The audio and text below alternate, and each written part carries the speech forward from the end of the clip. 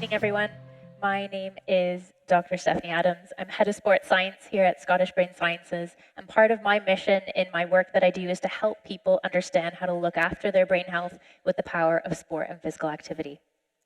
So this evening, I'll take you through a very brief whistle-stop tour of some of the changes that we can make to support our brain health, focusing on what we can control and where we might start.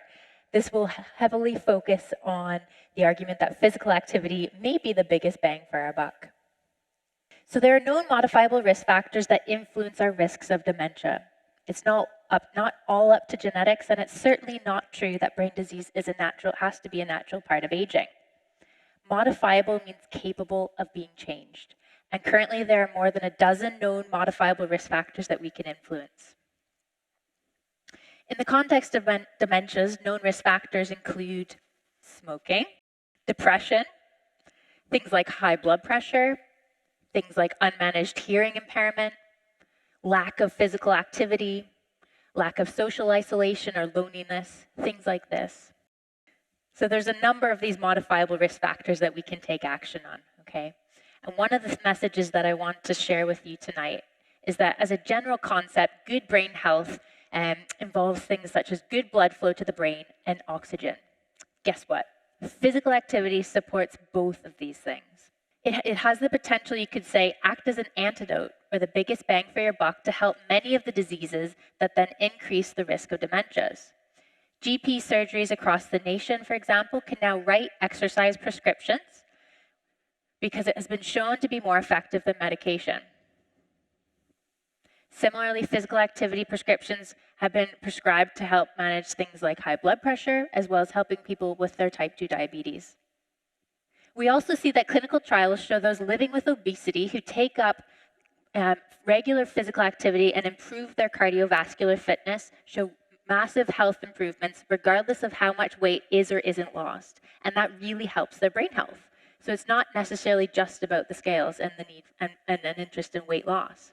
When it comes to sleep, moderate intensity exercise like daily walking or yoga is what improves sleep quality. One of the factors I know Miles mentioned that we look at, sleep quality.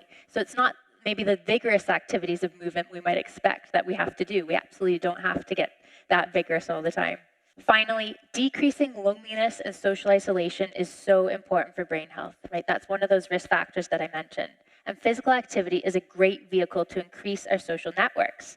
So whether it's joining a walking group, pickleball, golf, or another sport, the benefits we reap physically, mentally, emotionally, and socially are significant to protecting our brain health.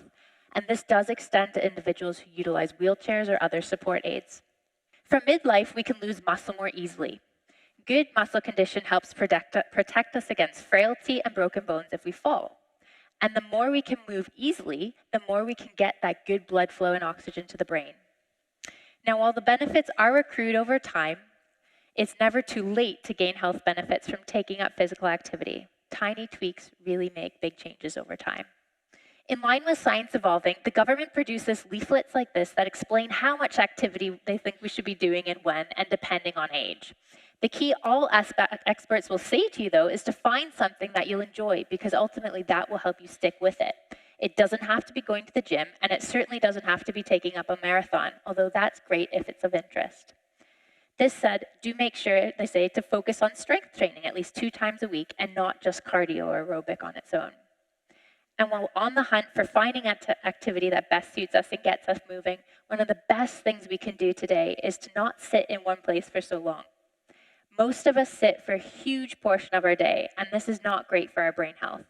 I try and stand up and move at least every 40 minutes.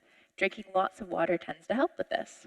So regardless of how old we are, there are so many tiny tweaks that we can make to better support our brain health. And thinking about the ways we can move more and sit less may be one of the best bangs for our bucks in terms of tackling many factors at once that influence our risk of diseases. So with this in mind, I welcome you all now to move your toes, stretch your arms, or even stand up and do a little wiggle while we transition to that next part of the evening. Thank you very much.